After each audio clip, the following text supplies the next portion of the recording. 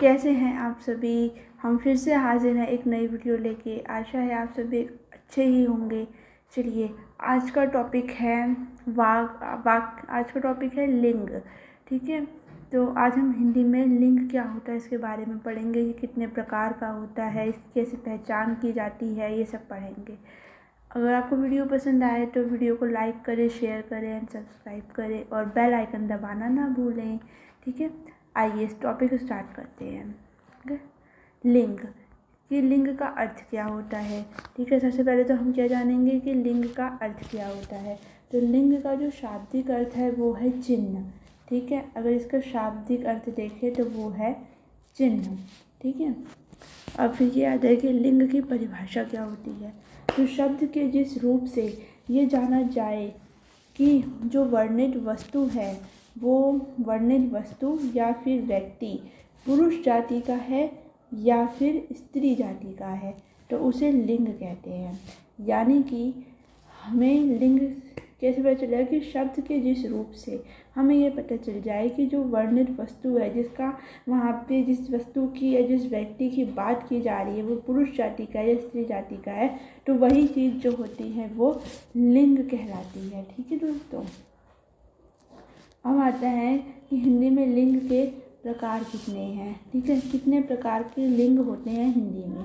ठीक है, तो एक तो ये प्रकार होता है दोस्तों जिसे कहते हैं हम पुल्लिंग। ठीक है, क्या कहते हैं, पुल्लिंग। पुल्लिंग यानी जो ये बना है पुम जमा लिंग से, जिसमें माँ का अनुस्वार हो जाता है तब जाकर ये बनता है पुल्लिंग। दूसरा है स्त्रीलिंग। ठीक है, तो दोस्तों हिंदी में दो ही लिंग होते हैं पुल्लिंग। कितने लिंग होते हैं हिंदी में? हिंदी में सिर्फ दो लिंग होते हैं, एक पुल्लिंग और एक स्त्रीलिंग। ठीक है, हिंदी में उभय लिंग जो होता है वो नहीं होता है। उभय लिंग नहीं होता हिंदी में। ठीक है, उभय लिंग नहीं होता है हिंदी में। ठीक है, अब हम पढ़ेंगे कि हिंदी में जो लिंग है उसका निर्धारण किस तरीके से किया जाता है। तो ये दो तरह से इसका निर्धारण किया जाता है। लिंग भी दो होते हैं और उनका निर्धारण भी दो तरह से किया जाता है। पहला होता है रूप के आधार पे। किसके आधार पे होता है? रूप के आधार पे। दूसरा होता है प्रयोग के आधार पे। जो रूप के आधार पे होता है, अब आइए हम उसको जानते हैं कि वो क्या होता है। शब्दों की व्याकरणिक बनावट, जैसे कि हम कहते हैं ना कि जैसे जिन शब्दों की व्याकरणिक बनावट की बात हम कर रहे हैं, तो ऐसे शब्द जिनके अंत में जो है वो आ आए या फिर आ आए, ठीक है, तो वो शब्द जो होते हैं वो पुल्लिंग कहलाएंगे। और जिनके अंत में ई आए या फिर बड़ी ई आए, तो वो जो हैं वो स्त्रीलिंग शब्द कहलाएंगे। जैसे कि यहाँ पे आपको उदाहरण दे रखा है कि राम, सीता, क्या, राम, सूर्य, सीता, गौरव, शौर्य। ठीक है, यहाँ पे ध्यान देने वाला था कि ये जितने भी हैं ये सारे के सारे पुल्लिंग हैं। और जो सीता शब्द है ये क्या है? ठीक है, ये भी पुल्लिंग शब्द है या स्त्रीलिंग शब्द है? ये एक स्त्रीलिंग शब्द है। ठीक है, ये तो हम सब जानते ही हैं। तो शब्द की व्याकरणिक बनावट पर होता है। ठीक है, और दूसरा होता है प्रयोग के आधार पर। ठीक है दोस्तों, क्या होता है? प्रयोग के आधार पर।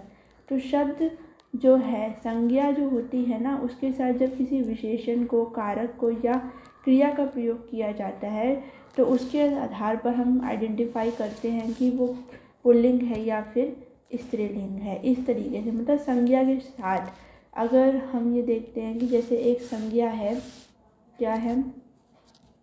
संज्ञा है जैसे कि हाथी। ठीक है, तो हाथी के साथ अगर हम वाक्य बनाएंगे तो हम कहेंगे हाथी नहा रहा है, हाथी सो रहा है। ठीक है, तो जो इस तरीके से हम जो ये कारक और विशेषण का, क्रिया का प्रयोग कर रहे हैं, क्रिया हम कह रहे हैं कि हाथी सो रहा है। ठीक है, ठीक है, और हम हाथी सो रहा है, तो इसके साथ हम रहा है का प्रयोग कर रहे हैं। हाथी सो रहा है। ठीक है, और वही अगर हम कहते हैं तो हम कहते हैं हथनी सो रही है। ठीक है, तो इससे पता चलता है कि जो हथनी शब्द है वो प्रयोग के पता चल रहा है कि वो स्त्रीलिंग है और हाथी जो है वो पुल्लिंग है। इस तरीके से एक शब्द होता है दोस्तों दही, ठीक है, जैसे कि है दही, तो दही खट्टी है, हम कहते हैं दही बहुत खट्टी है, ठीक है। लेकिन यहाँ पे ध्यान देने वाली बात ये है कि जो ये दही शब्द है ये प्रयोग के आधार पर अगर हम इसे आइडेंटिफाई करेंगे तो ये स्त्रीलिंग शब्द लगता है, लेकिन वाकई में ये एक पुल्लिंग वर्ड है। दही जो है वो एक पुल्लिंग शब्द है। ये अपवाद है जो इस नियम पर नहीं चलता है, ठीक है। इस बात को हमें ध्यान रखना है।